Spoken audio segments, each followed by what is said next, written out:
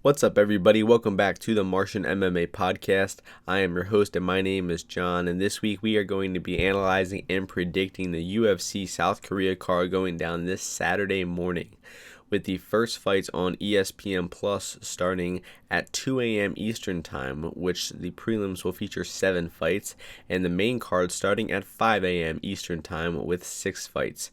So there will be 13 fights in total going down from Busan, South Korea this Saturday morning. Mistakenly, last week on the podcast, I said that UFC 245 was the last UFC card of the year, but I must have just forgot about this Busan card. It's right before Christmas. They snuck one last card into the 2019 calendar year, and we are going to analyze and predict all 13 of these fights right now. So we are going to start things off in the bantamweight division, where we have Haley Alateng, who is 13-7-1, taking on Ryan Benoit, who is 10-5. The opening betting line for this one was Benoit minus 160, Alateng plus 130. Right now, we are seeing Benoit minus 120, Alateng plus 100. So, line margins tightening up. A little more action coming in on Alateng, but there's definitely two-way action coming in on this fight, and rightfully so. Really close fight to start the card off. I think this is a deserving of a pick'em price, but I'm actually going to slightly lean with Ryan Benoit because I just think he has a little more success in the UFC. I mean, I'm not totally basing this on their records, but you can immediately see Alateng has only one UFC fight. It was a nice decision victory over Bark-Barriault a few months back, but Benoit, I think, has fought the better competition. He has had some trouble in his UFC career. He lost some fights. He got taken down a lot by not really the best wrestlers either. So it's going to be interesting to see how his takedown defense holds up here.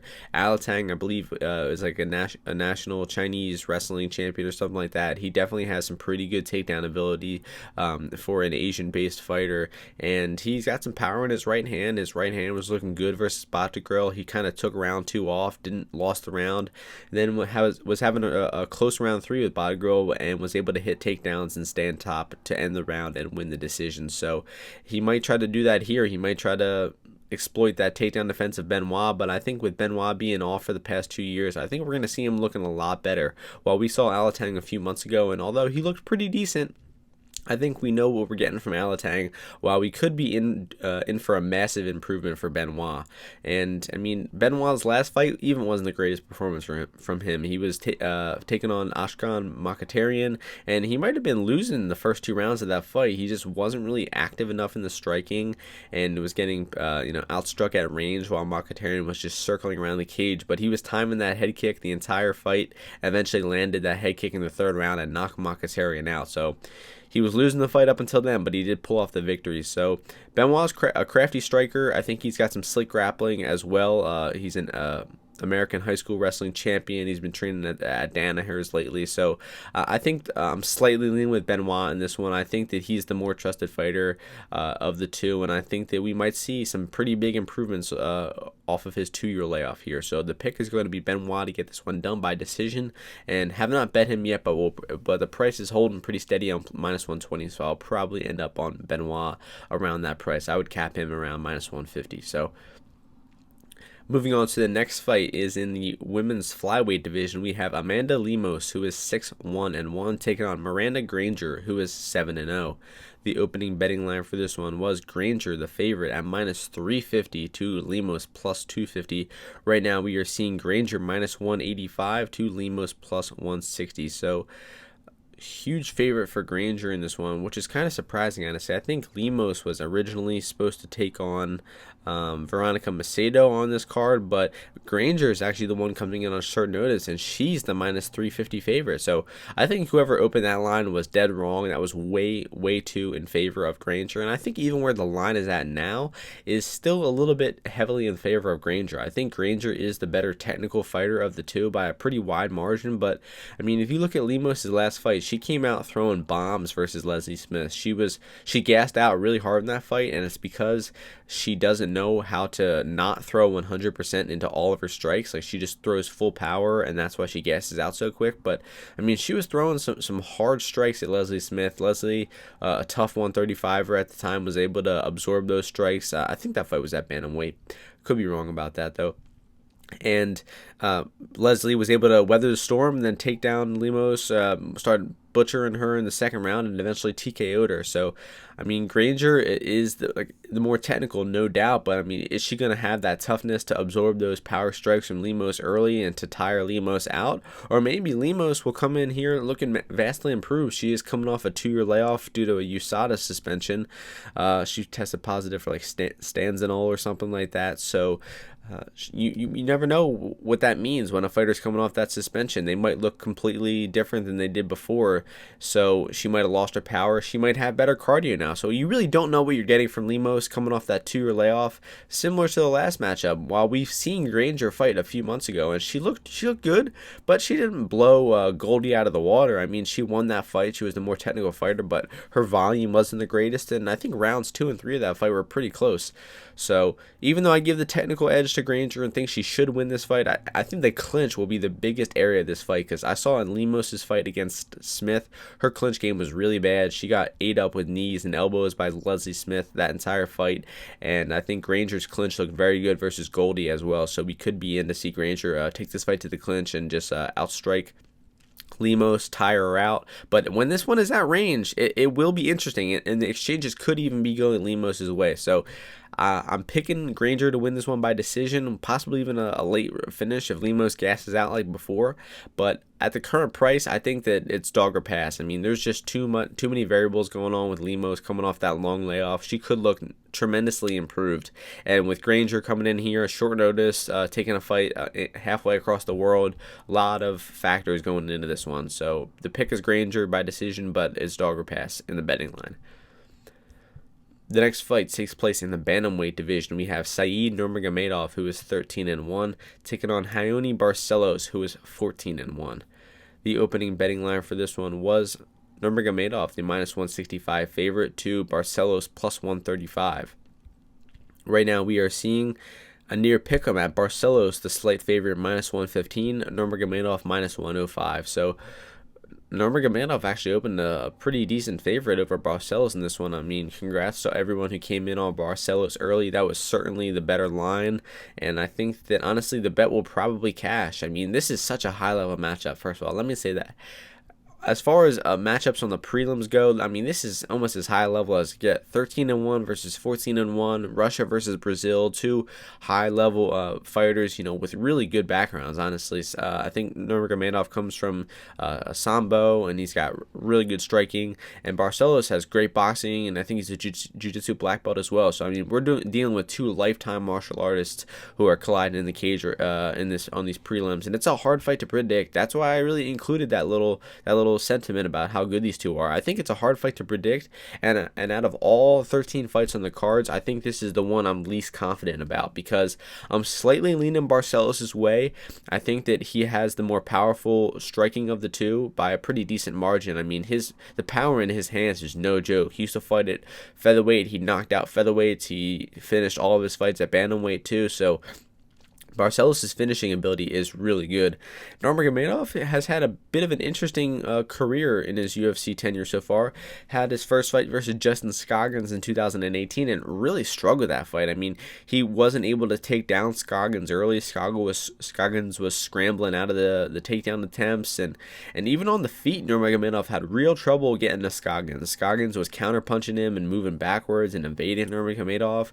But then the next fight of Said Nurmagomedov, he took on Ricardo Ramos, a much better fighter than Scoggins, and Nurmagomedov looked so improved. I mean, he was feinting like crazy. He had some really sharp feints. He was setting up Ramos from the minute the fight started. He was landing his spinning back kicks, and he eventually TKO'd Ramos with that spinning back kick in round one. So he looked massively improved from those two fights. I don't know, he must have really taken it seriously in between those two fights, realized what he did wrong, and corrected those mistakes. So I was really pleased to see that from Nurmagomedov. And Barcelos, his last fight was against Quiros, Joaquin Quiros, not really the highest level opponent. He dominated him as a minus 1,000 favorite, but before that, he handled Chris Gutierrez very well. He knocked out Kurt Holloway, some pretty decent fighters. So I think Barcelos has had the better UFC success of the two. I think he's a little bit more dangerous in the boxing realm, and I think Nurmagomedov won't be able to take down and hold down Barcelos, so the fight will likely be contested at striking range, where I just think that Barcelos will be slightly more dangerous and will be landing the harder, cleaner shots of the two. But if Nurmagomedov comes in with the right game plan, he's sticking and moving, he's using his kicks, he's throwing a lot of long kicks with his long legs and using his reach, he could very well win this fight by just outstriking Barcelos at range. So it's going to be a hell of a fight. I slightly lean Barcelos' way. I would have bet Barcelos at that plus money, but honestly, as a pick'em, I'm probably going to sit back and enjoy this one and not be betting any money lines, maybe some props like Barcelos KO or something like that. So the pick is going to be Barcelos to win this one. I'll go by decision, but in terms of betting, I'm going to pass on both sides in this one. The next fight takes place in the flyweight division. We have Alexandre Pantoja, who is 21-4, taking on Matt Schnell, who is 14-4. The opening betting line for this one was Pantoja minus 160, Schnell plus 130. Right now we are seeing Pantoja minus 210, Schnell plus 175. So more action coming in on the favorite Pantoja in this one, and I agree with the line movement in this one. And another incredible fight. I mean, Nurmagomedov and Barcelos and Schnell, Pantoja back-to-back are two of some of the best prelim fights you'll ever see in the UFC. I mean, these guys are so high level. Schnell and Pantoja, I honestly think they're probably two of the most skilled guys on the card, top to bottom. And it's a tough fight to predict, but I think that I'm pretty confident in Pantoja in this one. And I was really high on Schnell in his past two fights. I mean, he really impressed me versus Smolka and versus Espinosa. I mean, the subs that he showed off of his back in those fights, and his technique and his boxing he's got real fast hands, good technique in his boxing. I don't really like his defense too much in the striking, but his offense is really good. But the main factor about this fight is that Schnell likes going to his back. He likes trying submissions. He was able to go guillotine and eventually transition it to a triangle and finish Smolka and Espinosa that way. But those guys are not the high-level grapplers that Pantoja are. Pantoja will do what Tim Elliott did to him, and when Tim Elliott and Matt Schnell fought, Schnell was diving on guillotines to stop takedowns, and he would go on his back for a little bit. Elliott would survive the submission, pass the guard, and then he would be on top. And eventually, Elliott tapped out Schnell with like a modified guillotine in round one of that fight. So I'd see Schnell's willingness to go to his back in this fight being the thing that loses him this fight. I mean, Pantoja is just a much higher level grappler, will likely avoid that submission and pass and get on top and probably do damage, keep top position, and maybe even submit Schnell from top position. So, and Pantoja's back takes are really good, so you got to be real careful with his back takes. He can lock you down for a really long amount of time, and it's really hard to get out of there. And on the feet in this one, I think it's a close matchup. I mean, it's Schnell, I mentioned he doesn't have the best defensive boxing. I think he kind of leaves his chin a little bit out there too much. And I think he's riding a real high streak of confidence coming into this fight. He finished 2 fights in a row, looking better than ever. And I think there's a chance he gets a little overzealous here, and Pantoja sets him back a little bit, showing that he's not quite at the very top level of the flyweight division yet, where I think Pantoja is really knocking on the door at. I really thought he would get it done versus Figueiredo, but I mean, he came up short in that fight, ran into a brick wall, and still didn't really look that bad in that loss to Figueiredo. So in the striking, I think that it should be close, but I honestly think that Pantoja has a good chance at landing the better, harder punches on the feet as well. And on the ground, I pretty heavily favor Pantoja to be the one in top position. So at the current price, I'm not rushing to bet Pantoja minus 210. I do think that Schnell could keep riding that high of improving and could maybe pull off another upset victory here versus Pantoja. But I'm leaning with Pantoja to get this one done. I'm going to go with a decision. I don't think this one will end by finish. I think we have a really fun, scrappy flyweight fight, and I think that Pantoja wins this one by the scorecards.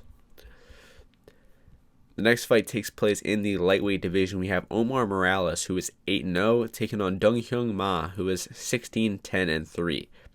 The opening betting line for this one was Morales, the favorite, at -152, Ma at +120. Right now we are seeing Morales Morales -200 to Ma +170. So more action coming in on the favorite Morales' way. And this fight's a bit of a head scratcher because Morales has 2 fights available on the internet. I mean, I scoured the internet looking for footage of him. He only has about 7 minutes of pro fight time footage on the internet. So you really have no idea how good this guy is. And the biggest thing about those 7 minutes is 6 of those minutes he took on Harvey Park. And you really can't tell much from that fight. I mean, Park looked terrible in that fight, was shooting bad takedowns, was getting outboxed. I mean, Morales did a good job avoiding the takedown, avoiding the clinch, landing some good calf kicks, and landing a few punches. But, I mean, I think Park really lost himself that fight. He just fought terribly and was limping on one leg from the calf kicks and got TKO'd right away. So, and the other fight of Morales is he's getting a quick 1-minute head kick knockout over in Bellator. So, we really don't know how good Morales is, and he's taken on an opponent in Ma who is clearly declining as a fighter. He had some crazy wars a few years back and picked up some decent victories, but I think he's on like a 3 or 4 fight losing streak right now.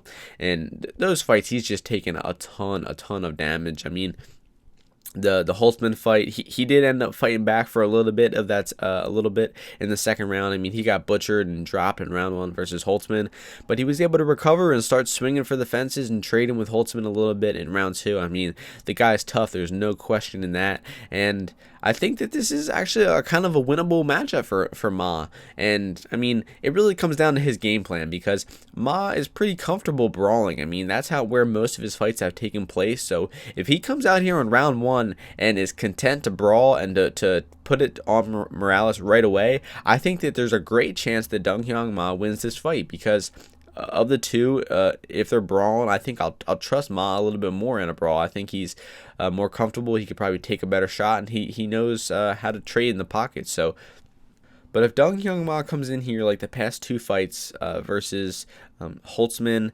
and versus Smith, he's going to get picked apart again, likely. I mean, he just does not have the technique in his striking to hang with other good fighters. I mean, they always seem to pick him apart. They land that power shot, they drop him, and then it turns into a brawl from there. So if Ma was smart, he would realize that he's having no success at distance with guys. He needs to get in that pocket right away and start trading. So if Ma does that, I honestly think that Ma could knock him out in round 1, but you got to lean with the more likely scenario, and that's Ma comes out how he has the past few fights, tries to pick Morales apart, fails, and Morales will likely start landing the harder shots and probably rock and knock out Ma at some point during this fight. So the pick is going to be Morales to get this one done by TKO, but I think the people betting Morales at -150 or higher are kind of a bit crazy because there's just no footage of Morales. I mean, you're trusting such a small sample size of Morales.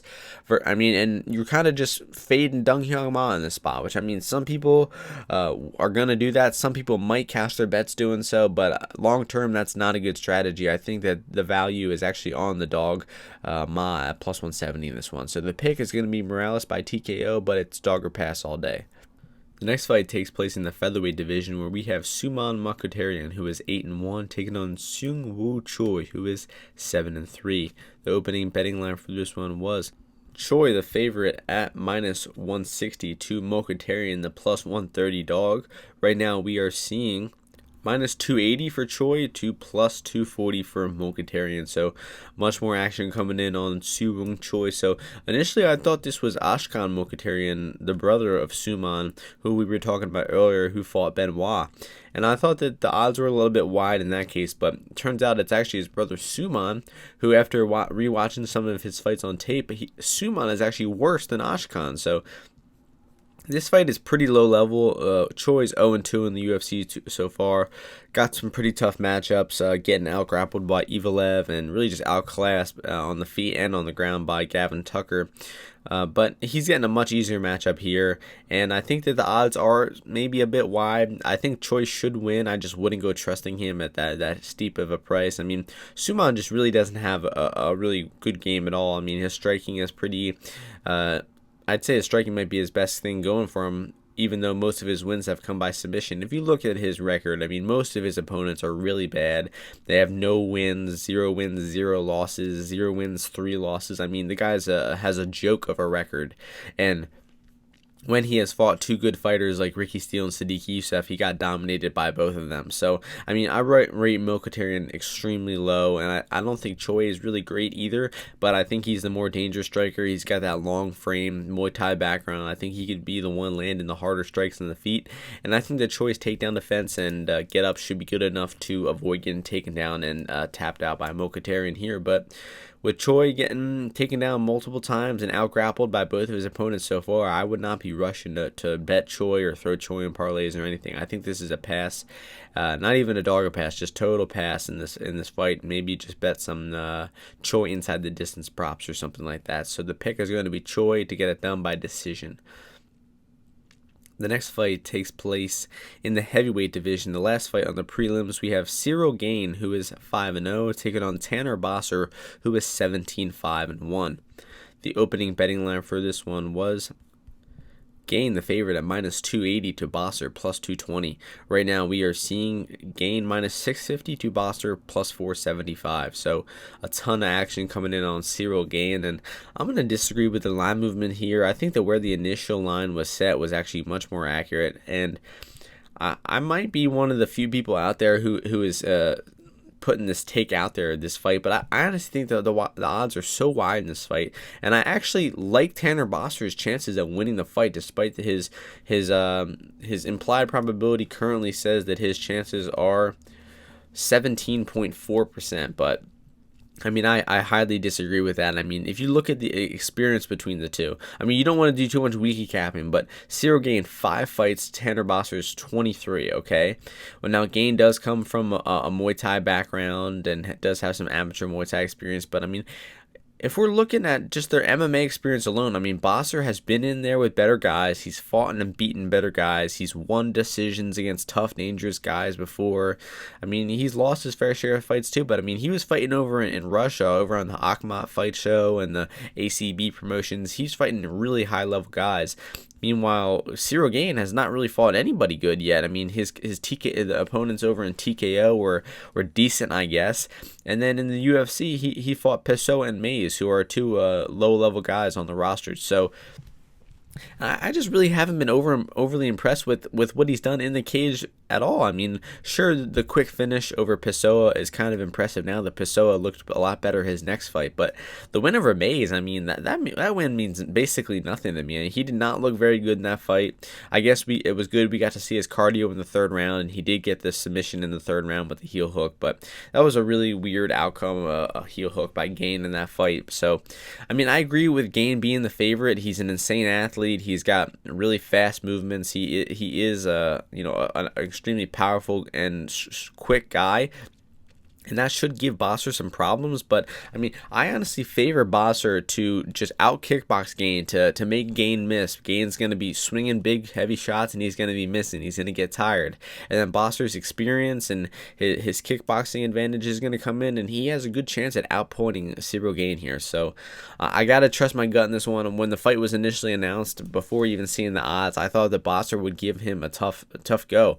And I could be overrating Boser after that last fight. I mean, he did beat Daniel Spitz, after all, not a really good opponent at all, and didn't really look that great doing so. But I mean, I liked what I saw from him. He had good inside leg kicks. He had was throwing a lot of body kicks. He had good volume. He won all 3 rounds from Spitz. I mean, that's what you want to see. And I honestly think that the skill differential between these guys is pretty big. And people are really relying on Gane's athleticism and his power to be a -650 favorite here. But that's just not smart betting right there. So I think Tanner Boser is certainly worth a 1-unit money line bet. And I think his decision line at +1215 or whatever it was sitting at these past few days, I honestly think that prop hits. So I will be betting a Boser money line. I will be betting Boser by decision at +1216. So the pick is going to be Boser by decision for me.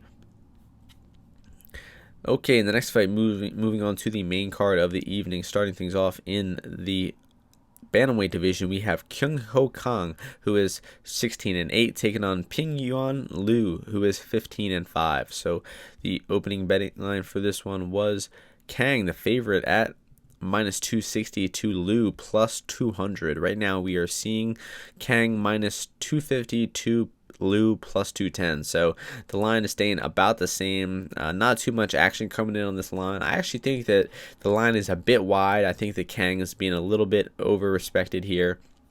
And Liu is being a bit underrated. Liu coming off that knockout loss to Martinez that last fight, but before that, picked up some nice decision victories over Martin Day and Damian Stasiak. Although the Day fight was a bit close and kind of an iffy decision, he still picked up the victory that night. I think that Liu has a good set of skills. He's got a good arsenal. I just don't think he has the best fight IQ, and he doesn't really put things together that well in the cage. Like, he had a really good round 1 versus Martinez and kind of took off round 2 and then was losing round 3 and before getting knocked out with that brutal knee too. So I don't really think we've seen the best from Liu, and Kang, I think, is kind of a notorious underperformer as well. I mean, this guy constantly gets in split decision fights. I mean, I like the guy's skills. I mean, he's got some sweet boxing, he got a nice jab, he throws some good calf kicks, and he's got some really slick jiu-jitsu as well. And I mean, the dude is 5-1 in his past 6 fights, but I mean, 3 of those wins are 2 of those wins are by split decision. The loss is by split decision as well. So he just has a habit of getting in really close fights and kind of fighting to the level of his opponents. Brandon Davis, he almost lost that fight to Brandon Davis, but he was able to get some timely takedowns and stall from top position to win those close rounds. So I'm slightly sliding with Kang here, even though I like the value on Liu, because what I saw from Liu when he was taken down by Stasiak a few times. He had some trouble getting up. He got stuck on his back for a few minutes, and I think that is what made me think that Kang is going to win this fight, because on the feet I think it should be pretty even. Kang has the technique advantage while Liu has the power advantage, and it should be really even on the feet. Kang's a little more active, throws more punches than Liu, but Liu's going to be landing those powerful shots on the feet, so it's really going to be close rounds, and they could go either way. But I think what's going to sway the fight is going to be Kang's ground game. He can hit offensive takedowns. He can keep top position. He's got good back takes and good threatens of submissions. So I think that will be the deciding factor here. I just didn't like how Liu got stuck on his back, got taken down by Stasiak. And I think that when the rounds are close, when the first 3 or 4 minutes are close and the round could be going either way, Kang's going to be shooting those takedowns to ice the rounds and likely stealing 2 out of 3 rounds for the decision. But for a guy like Kang who's constantly going to split decisions and a really skilled guy like Liu, this is going to be a dog or pass fight, and the odds on plus 210 on Liu are honestly not bad. So the pick is going to be Kang by decision. The next fight takes place in the middleweight division. We have Jun Young Park, who is 10-4, taking on Marc-Andre Barriault, who is 11-3.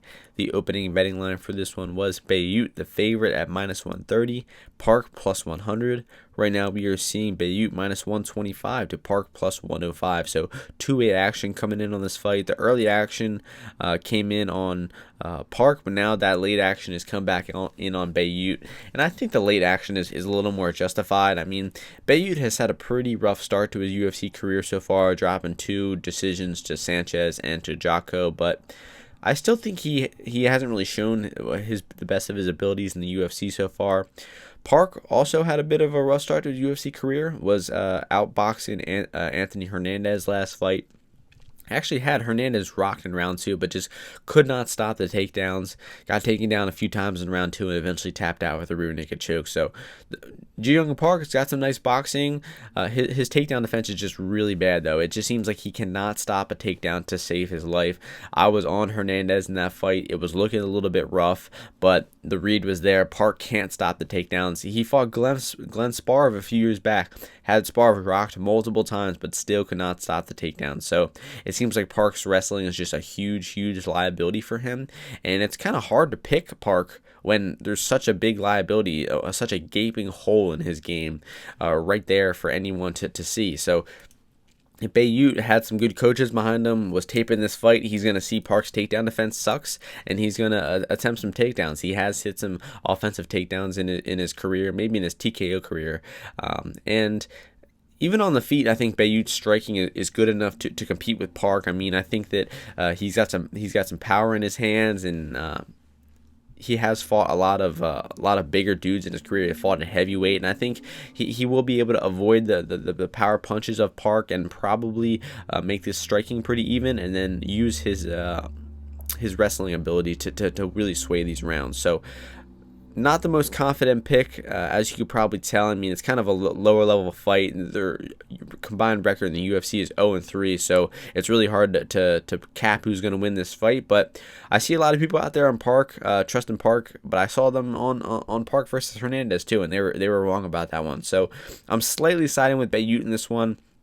I've been pretty underwhelmed by his UFC career. Was really high on him in TKO, and now he came over to the UFC and just hasn't looked that great. But if Bayout grapples here and hits takedowns, he should look like a -3, -400 favorite. But if it keeps the fight on the feet, tries to strike, win a low output striking match like he did versus Jotko and Sanchez, he probably loses here. So there's a win victory for Park. Stuff takedowns, stay on the feet, and outstrike Bayout. I just can't rely on him to stuff takedowns, and I think that Bayout wins this one by decision.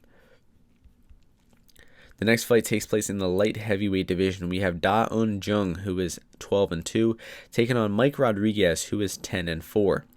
The opening betting line for this one was Jung -400 to Rodriguez at +300. Yes, you are hearing that right. Jung -400, Rodriguez +300. That opened up at Bet Online, and no other book opened the line similar to that, but they were the first people to open the line, and that's what they set it at. Right now, it is Rodriguez -120, Jung +100. So the line went from Park's chances, or Jung's chances of being 80% to being 50%. So that's pretty much as big of a line movement you will ever see in an MMA fight. And I don't really know what the odds maker was thinking who opened up Jung -400, but that was wrong, to say the least. So I actually like Rodriguez in this fight. I mean, he kind of ran into a tough test in John Allen in his last fight. Got taken down a few times, stuck on his back, got outstruck in that fight. The real thing that swayed that fight for Allen versus Rodriguez was the grappling and the takedowns, and that's where Rodriguez has really struggled throughout his career. Guys who will take him down, push him against the cage, like Dev Clark or like John Allen. But when he's facing the kind of mid-tier strikers, he usually decimates them, honestly. I mean, he's got some really nice knockouts on his record, and I think that Jung kind of fits into that category. A guy who's not going to offensive wrestle, and a guy who's probably just going to give him the fight that he wants, and that's a striking battle. So Jung won everyone some nice cash versus Ibrahimov a few months ago. Got hit with some early bombs in that fight, but was able to defend properly, avoid the power punches, start taking over, and late in round 1, really. Kind of had an iffy round 2, even got taken down a few times by gassed out Ibrahimov, but eventually was able to catch the choke and win in round 3. But I think that this fight is really favoring Rodriguez. It's a striking matchup, striker versus striker, and I think Rodriguez is the more powerful. He's got the more diverse offense for sure. I mean, the dude's got really good kicks, knees, and his straight punches are really powerful too, and he targets the body really well with his punches, his kicks, and his knees and everything. I mean, that knockout of Adam Milstead is some really good body work for MMA. So I think that in the boxing realm of things, Jung could give Rodriguez some problems, but I just have not seen enough diverse offense from Jung. And even in the win over Ibrahimov, he looked kind of sloppy doing that. So I think that Rodriguez is getting a bit of an easier fight here. And honestly, at -120, I think that price is pretty good. So the pick is going to be Rodriguez to get this one done. I'm actually think he has a good chance at knocking Jung out. So Rodriguez -120, very good price. Will probably end up on him myself as the days go on. You can see all my final bets on my Twitter page or on my Bet MMA page, Martian MMA. And that's going to bring us on to the next fight in the featherweight division. We have Doo-Ho Choi, who is 14-3, taking on Choi-Jourdain, who is 9-2. The opening betting line for this one was Choi, the favorite, at -280 to Jourdain, the +220 dog. Right now, we are seeing Choi -300 to Jourdain +250. So a little bit of action coming in on Choi in this one. Not much action at all, actually. I mean, it's a kind of a tough fight to pick because Doo-Ho Choi is coming off of that long layoff. He's coming off a 2-year layoff. Last fight was versus Jeremy Stevens 2 years ago in January of 2018. He lost that fight by knockout. And Jourdain had a bit of a weird debut in the UFC. He was mostly a featherweight throughout his career. He's fought at lightweight a few times, but they brought him in on short notice to take on Desmond Green in Desmond Green's hometown, and it was up a weight class. It was short notice. It was a tough UFC veteran, and Jourdain lost that fight. But I mean, he didn't look bad at all. I mean, he had cardio to go the full 3 rounds. His striking looked decent, and I mean, even on his TKO fights, I was kind of impressed with his striking, and nothing that'll blow you out of the water, but I mean, he can fight from both stances. He's got some good technique. He can stuff a takedown. He can get off of his back. So it's not going to be an easier fight for Choi. And with Choi coming off that long layoff, I mean, I would not be laying minus 280, minus 300 on Choi at all. I would not be throwing him in parlays, nothing. I think that the value in this one is actually on Jourdain. So I was pretty impressed with what I saw from Choi. I mean, you got to go back and rewatch his fights to remember what he's like. But I mean, the dude has good counter-punching skills. He's got real power in his right hand.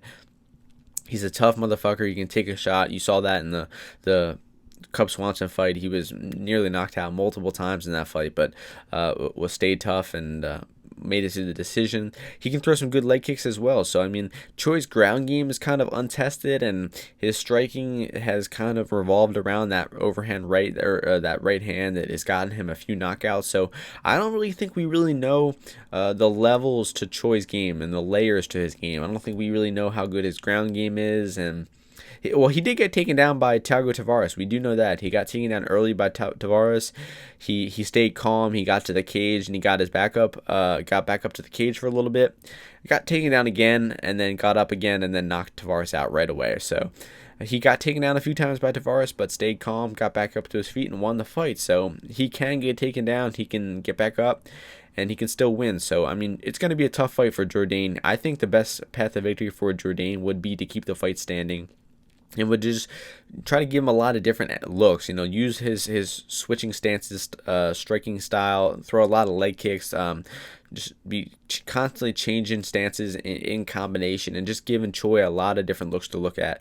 And with Choi coming off that long layoff, I mean, I don't think that he's going to be super accurate right away. I think that we could see a close round 1. We could see an entirely close fight where Jourdain might even squeak by the decision. So I agree with Choi being the favorite. I would cap him around minus 200 or so, but minus 300 is pretty wide, and I think there's some value on Jourdain. But I'm going to go with the Choi to win the decision. It's going to be hard to beat the Korean Superboy in Korea, and I'm going to pick him to win by decision. The next fight takes place in the light heavyweight division. We have Volkan Oezdemir, who is 16-4, taking on Alexander-Rakic, who is 12-1. The opening betting line for this one was Rakic, the minus 145 favorite, to Oezdemir plus 115. Right now we are seeing Rakic minus 145, Oezdemir plus 125. So 2-way action coming in on this fight. Really close fight. And I'm really impressed by both of these guys. I mean, I think that Oezdemir looked pretty improved in his last fight versus Latifi. I think his footwork looked a lot better. He was throwing a lot more diverse offense. His cardio looked better. He ended up finishing Latifi in the second round. Rakic coming off that crazy head kick knockout over Manoa, just sent him into another dimension with that head kick, and just a 45-second knockout as well. So, I mean, Rakic has really impressed me. I mean, I don't think we've seen Rakic fight high-level competition yet, and we really haven't seen him lose. So it's hard to really know the layers to his game. But he's an orthodox striker. He's got some crisp boxing. He can hit an offensive takedown and keep you in top position like he did versus Justin Ledet. He can throw heavy leg kicks. He's got fast head kicks like you saw versus Manoa. I mean, there's a lot to like about Rakic. He did get taken down a few times by Francisco Barroso, but the takedowns did not mean much in that fight. Rakic was the one outstriking him, landing the harder strikes. And even though he was taken down a few times in that fight, I mean, I think he won every round. So, getting over to Oezdemir, I mean, he's really struggled with the cardio is the biggest thing. Is his cardio seems to have like a 10-minute drop-off, sometimes even sooner than that. I mean, the DC fight, it seemed like it dropped off after like 6 minutes or something like that. So even though cardio looked a little bit better versus Latifi in that 2-round fight, you really never know how he's going to look in round 3. And, I mean, he gassed out in round 3 versus Smith. He was gassed out in round 3 versus Reyes. I mean, it's just risky betting on Oezdemir because you don't know when that cardio is going to drop off. He's going to be dangerous in those first 5-7 minutes of the fight, but you really never know after that. So this fight, I think it's a really close matchup. I think that Oezdemir could probably win round one. He usually comes out real fast and has most of his success in round one, but I think we see that cardio drop off as usual, and I think that we see the technique of Rakic start to take over late. I think we see Rakic possibly hit some offensive takedowns and keep a top position like he did versus Justin Ledet. And I mean, Rakic's size and his quickness, his power is going to be hard to deal with. So even in round one, Oezdemir could struggle, and we could see Rakic, assert his dominance from round one. I mean, Rakic seems like a blue chip prospect as well. I've seen a lot of people out there be skeptical of him, and I don't see it, honestly. I mean, I'm really high on this guy right now. I think that he probably beats Oezdemir by decision, maybe even getting that knockout in round 3 or something like that. And I mean, he's going to be a problem. I see him being a problem for Anderson, for Walker, for Blachowicz, possibly even for John Jones as well. So I'm pretty high on Rakic right now, and I really liked what I saw from Oezdemir last fight too. I mean, I'm giving respect to Oezdemir where it's due. So really close fight, great co-main event in this one. I'm going to slightly lean with Rakic's way. I'm not really rushing to bet that money line, honestly. I think that the money line value is probably on Oezdemir, because if my theory is right about Oezdemir winning round one, you could potentially get plus money on both sides. If you bet Oezdemir plus money before the fight, Oezdemir wins round one, you live bet Rakic plus money, and you basically make guaranteed profit. So that would be my suggestion for the fight, and the pick is going to be Rakic to win a decision. And in the main event of the evening, in the featherweight division, we have Chan Sung Jung, who is 15-5, taking on Frankie Edgar, who is 23-7-1. The opening betting line for this one was Jung, the favorite, at -175 to Edgar plus 150. Jung is now -170 to Edgar plus 150. So not too much action, not too much line movement coming into this one. I'm sure there's two-way action coming in on both sides. And the first thing I will mention about this fight is that it is a short notice fight for Frankie Edgar. Brian Ortega tore his ACL or something like that, or hurt his knee a few weeks ago, and Edgar is coming in on short notice. Now, Edgar was supposed to fight Corey Sandhagen at 135 pounds in Raleigh, North Carolina in about, I think, 3 or 4 weeks. Now he's fighting Chan Sung Jung at 145 in Korea 3 or 4 weeks before his original fight time. So that's a big factor for Edgar. I mean, he was probably planning on starting his new career at 35, taking a short flight down to Raleigh, North Carolina, and he had 3 or 4 weeks to prepare for the fight more. Instead, he's got to fly all the way around to Korea. He's got to go back up to his weight class at 145, where he's kind of been struggling lately, and he's got to take on a really good fighter in Chan Sung Jung. And I mean, all those factors alone is enough to pick Jung for me. And when you get down to the matchup of how the fight goes, I think that favors Jung even more. I mean, Edgar's takedown have seemed to really decline. I mean, it showed in the Cub Swanson fight really evidently. I mean, this was at a point in time where Edgar had fought Cub Swanson before, and he took him down, 5 times or something like that in 2014? Let's check the stats out. Yeah, he took down Cub Swanson 7 times and passed his guard 16 times in that fight, in that 5-round fight back then. So, and then they fight again in 2017, and Frankie Edgar goes 0 for 8 on takedown attempts versus Cub Swanson. So, and then even in the fight versus Max Holloway, he was shooting takedowns a lot. He went 1 for 15 in takedown defense versus Max Holloway. So, I mean, Edgar's wrestling is clearly declining. His athleticism is just not there anymore. Even his boxing, I think, is getting a little worse. I mean, the athleticism is the biggest thing. I mean, he just does not have the physicality to compete with the guys at 145, at the highest level of 145 anymore. And I mean, I think this matchup's kind of a blessing for him. I mean, if he would have gone down to fight Sandhagen, I think it would have been real bad. I mean, he would have cut the extra weight. He would have probably gotten butchered by Sandhagen. I mean, I guess this is a little bit more of a winnable fight for Frankie Edgar here. But Even though Chan Sung Jung, I think he has got a lot of advantages in this fight. I mean, the boxing heavily goes to Jung. I mean, I was really impressed with Jung's straight punches, and I mean, you gotta be impressed with that overhand right he knocked out Moiscano with a few months back as well. So I think that Jung is, I mean, besides that one little hiccup where he got that elbow at the end of the fight versus Yair, I mean, I think he's looked really, really good lately. I think that Jung's takedown defense is good enough to avoid the takedown of Edgar. He's got good scrambling and jiu-jitsu ability as well. So I think if Edgar is shooting on Jung, I think his neck's going to be in danger. You know, Jung has Darce victories, Anaconda victories, Twister victories. I mean, he's a really good jiu-jitsu practitioner. So I think that this fight is a dangerous fight for Edgar. I think that the takedowns will be easily stuffed, and Jung could even be the one getting top position and threatening submissions on the ground. And on the feet, I think that Jung's reach and his technique in the boxing will be the deciding factor. I pretty heavily favor Jung in this one. I bet him for 3 units at -165 a few weeks ago, and we'll probably keep it at that. No need to add any more, but I like that price I got on him. And sadly, I think that Frankie Edgar is in for a tough night on Saturday morning. I could be dead wrong about this one. We could see Frankie Edgar turn back the clock and put together another great performance. But I mean, I think the last really good performance he put together was versus Yair a little over 2 years ago. So it's gonna be a tough night for Edgar, and I honestly, at this price, I don't think it's a good price at all for Edgar to come in here and put on a great performance. So the pick is gonna be Jung to get this one done by decision, possibly even a late finish, and that's gonna be all for the podcast this week. So this is the official last card of the 2019 calendar year. So just want to thank each and every person who listened to one episode. You could have listened to one, you could have listened to everyone. I appreciate you the same.